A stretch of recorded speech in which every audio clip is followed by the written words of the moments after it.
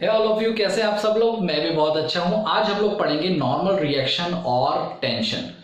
Tension, हाँ tension तो बहुत है, एग्जाम आने वाले हैं। हाँ वो टेंशन नहीं, एक और टेंशन जो किसी भी फोर्स की वजह से किसी रोप, स्ट्रिंग या चेन पर आती है, जिसे आप हिंदी में कहते हैं खिंचाव। तो वो हम लोग पढ़ेंगे और उसको किस तरह से इम्प्लाई करते हैं, किस तरह से इम्प्लीमेंट करते हैं। तो yes, my name is Furqan Khan, welcome to my channel MV classes. तो कॉपी पेन निकालें और बनाए डायग्राम नॉर्मल रिएक्शन का, जैसे कि डायग्राम में आपको मैंने शो किया है नॉर्मल रिएक्शन। तो कुछ बातें आपको याद रखना जरूरी है। नॉर्मल रिएक्शन, जैसे कि इसका नाम सजेस्ट करता है, ये एक रिएक्टिव फोर्स है। ये एक रिएक्टिव फोर्स है, किसी एक्शन की वजह से मिलने वाला रिएक्शन है। यस, तो अगर कोई मास किसी सरफेस पे रखा है, सपोज m, तो इस मास की वजह से डाउनवर्ड डायरेक्शन में ग्रेविटी एक फोर्स इंप्लीमेंट करेगी, जिसको हम कहेंगे mg, mass into gravity, which is said to be weight, w equals to mg। इस mg के लगते ही सरफेस के परपेंडिकुलर एक फोर्स लगेगा, जिसको हम लोग कहते हैं नॉर्मल रिएक्शन। इंपॉर्टेंट बात क्या है? इंपॉर्टेंट बात यह है कि normal is always perpendicular to the surface। Surface के हमेशा परपेंडिकुलर रहेगा। क्या मतलब सर? क्या mg के अपोजिट नहीं रहेगा? हर बार ऐसा हो जरूरी नहीं। जैसे एक एग्जांपल देखिए, एक एग्जांपल है इंक्लाइंड प्लेन का। इसका एग्जांपल है इंक्लाइंड प्लेन का। सपोज मैंने एक इंक्लाइंड प्लेन पे एक मास रखा m, और आपको पता है ग्रेविटी डाउनवर्ड एक्ट करती है, तो इसका mg नीचे की तरफ ही मिलेगा, mg। जबकि इसको बैलेंस करने के लिए नॉर्मल रिएक्शन सरफेस के परपेंडिकुलर ही एक्ट करेगी, सरफेस के परपेंडिकुलर ही एक्ट करेगी। तो यहां आपको नहीं दिख रहा कि mg के अपोजिट ये लग रहा है, तो नॉर्मल रिएक्शन mg के अपोजिट लगे ऐसा जरूरी नहीं है। इंक्लाइंड प्लेन पे ये सरफेस के परपेंडिकुलर रहता है। हाँ, सरफेस के परपेंडिकुलर रहे, ये बात बिल्कुल सच्ची है, ये बात बिल्कुल पक्की है।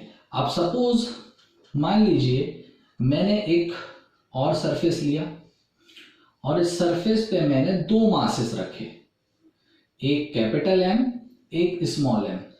तो नीचे की तरफ इन दोनों के मासेस का सम मिलेगा m plus small m into g, और इन दोनों का रिएक्टिव फोर्स नॉर्मल होगा।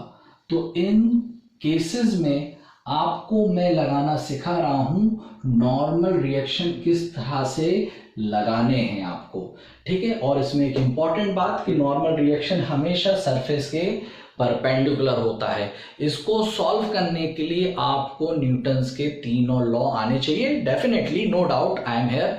मैं आपको नेक्स्ट क्लासेस में, नेक्स्ट लेक्चर्स में न्यूटन के लॉ पढ़ाऊंगा और उसके बाद इससे रिलेटेड बढ़िया बढ़िया मुश्किल मुश्किल न्यूमेरिकल भी करवाऊंगा। तब तक आप इतना नोट करें, नोट कर लें। ओके, तो हमें नॉर्मल रिएक्शन में बस यही समझना है कि नॉर्मल रिएक्शन जो है वो सरफेस के परपेंडिकुलर रखता है। अब हम बात करते हैं टेंशन की। टेंशन, हाँ सर टेंशन ही टेंशन है। साइंस ले लिया, सबसे बड़ा टेंशन ले लिया कि दे दिया, पता नहीं सर। टेंशन, तो टेंशन जो है वो कैपिटल T से डिनोट की जाती है, और चाहे ये किसी भी स्ट्रिंग के लिए हो, चाहे किसी भी रॉड के लिए हो।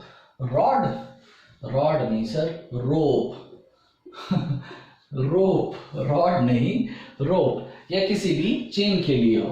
तो यहां एक बात इंपॉर्टेंट है कि अगर मैंने एक रोप पे, चेन पे, स्ट्रिंग पे एक मास लगाया, तो मास की वजह से नीचे नो डाउट एक फोर्स आएगा विच इज mg। तो इस बॉडी से अवे एक फोर्स जाएगा जिसको कहते हैं टेंशन। तो यहां इंपॉर्टेंट बात क्या है?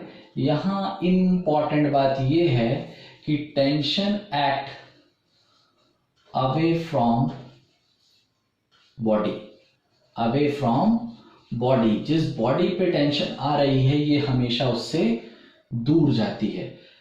और एक और इंपॉर्टेंट बात कि फॉर सिंगल रोप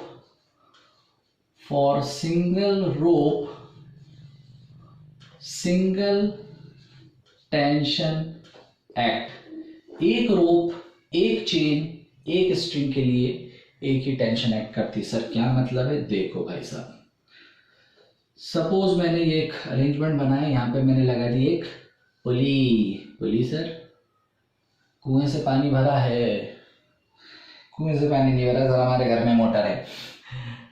जिम में गए हो तो जिम में एक तरीके की गोल गोल घूमने वाली होती है, आप रोप नीचे खींचते हो, वेट ऊपर उठता है, तो वो एक डिवाइस, एक छोटा सा सिंपल मशीन का एक एग्जांपल, इसको कहते हैं पुली।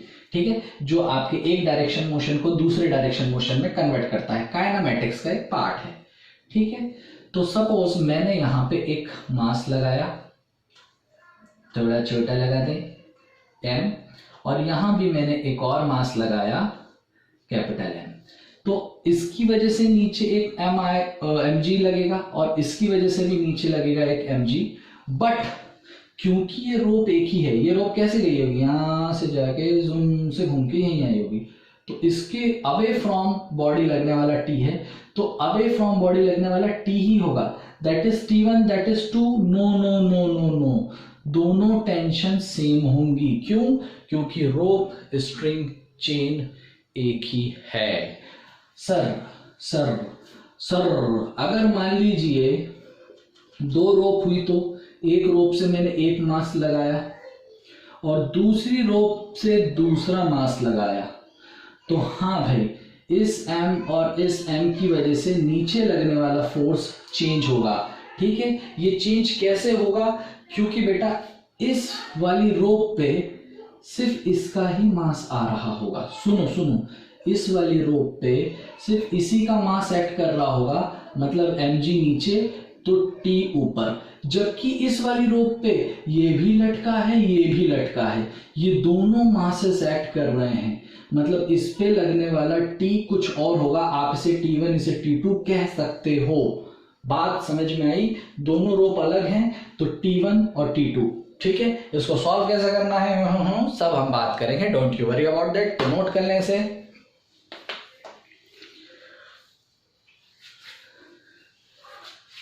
ठीक है, तो सर इसकी यूनिट क्या होती है? अरे भाई ये फोर्स है, इसकी यूनिट होगी न्यूटन। हाँ, न्यूटन। ठीक है, तो यस, यहां तक रहा ये लेक्चर फिनिश। तो इस छोटे से लेक्चर में आपने सीखा किस तरह से नॉर्मल रिएक्शन लगाई जाए, किस तरह से टेंशन को ऐड किया जाए। तो नेक्स्ट आने वाले लेक्चर में आप पढ़ेंगे न्यूटन के बढ़िया से, न्यूटन का first law, second law, third law, और उससे रिलेटेड बड़े ही अमेजिंग न्यूमेरिकल्स जो कि आपके कॉम्पिटिटिव एग्जाम, आपके बोर्ड एग्जाम, हर जगह यूटिलाइज होते हैं। पढ़ाई करते रहें। All the very best. Thank you so much.